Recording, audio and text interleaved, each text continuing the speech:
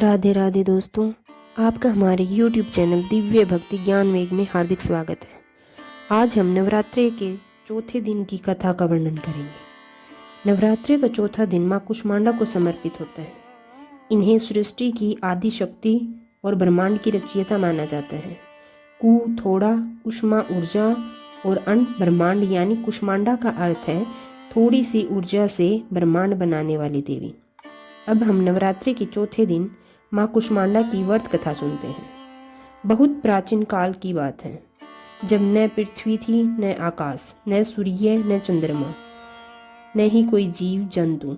चारों ओर केवल अंधकार ही अंधकार था। ना समय का कोई अस्तित्व था, ना दिशा का ज्ञान। पूरा ब्रह्मांड शून्य में डूबा हुआ था। देवता, मनुष्य, असुर, किसी का भी जन्म नहीं हुआ था। ऐसा लग रहा था जैसे सृष्टि की शुरुआत ही नहीं हुई। इसी गहन अंधकार के बीच अचानक एक दिव्य प्रकाश प्रकट हुआ। यह प्रकाश धीरे धीरे बढ़ता गया और एक अद्भुत तेजस्वी स्वरूप में बदल गया। यह स्वरूप था माँ कुष्मांडा का। माँ ने चारों ओर देखा, सब कुछ शून्य और शांत था। तब उन्होंने सृष्टि की रचना करने का संकल्प लिया। उन्होंने अपनी हल्की सी मुस्कान से एक अद्भुत चमत्कार किया। उस मुस्कान से एक छोटा सा ऊर्जा का गोला उत्पन्न हुआ, जो धीरे धीरे फैलकर विशाल ब्रह्मांड बन गया। इसी कारण उनका नाम कु थोड़ा, उष्मा ऊर्जा और अण्ड ब्रह्मांड यानी कुष्मांडा का, जिसका अर्थ है थोड़ी सी ऊर्जा से ब्रह्मांड बनाने वाली देवी। ब्रह्मांड तो बन गया, लेकिन उसमें अभी भी प्रकाश नहीं था। हर और अंधेरा ही अंधेरा था। तब माँ कुष्मांडा ने अपने शरीर के तेज से सूर्य देव की रचना की। जैसे ही सूर्य प्रकट हुआ, पूरा ब्रह्मांड प्रकाश से भर गया। जीवन की शुरुआत हुई और समय का प्रभाव शुरू हो गया।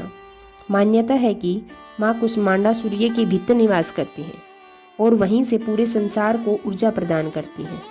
माँ ने सृष्टि को आगे बढ़ाने के लिए कई महत्वपूर्ण कार्य किए, जैसे पंच तत्व पृथ्वी, जल, अग्नि, वायु और आकाश की रचना की। देवी देवताओं, ऋषियों और मनुष्यों को उत्पन्न किया। प्रकृति, वनस्पति, पशु, पक्षी और सभी जीवों को जीवन दान दिया। धीरे धीरे यह संसार संतुलित और व्यवस्थित हो गया। माँ कुष्मांडा का रूप अत्यंत तेजस्वी और शक्तिशाली है। प्रत्येक हाथ में दिव्य वस्तुएं जैसे कमल, धनुष, बाण, कमल, अमृत कलश, चक्र, गदा, जपमाला। उनका वाहन सिंह है, जो शक्ति और निर्भयता का प्रतीक है। माँ को कद्दू अत्यंत प्रिय है, जिसे संस्कृत में कुष्मांडा कहते हैं, इसलिए उनका नाम भी कुष्मांडा पड़ा। नवरात्रि के चौथे दिन कद्दू का भोग लगाने से रोग दूर हो जाते हैं, नकारात्मक ऊर्जा समाप्त होती है और सुख समृद्धि आती है। जय माता दी। धन्यवाद।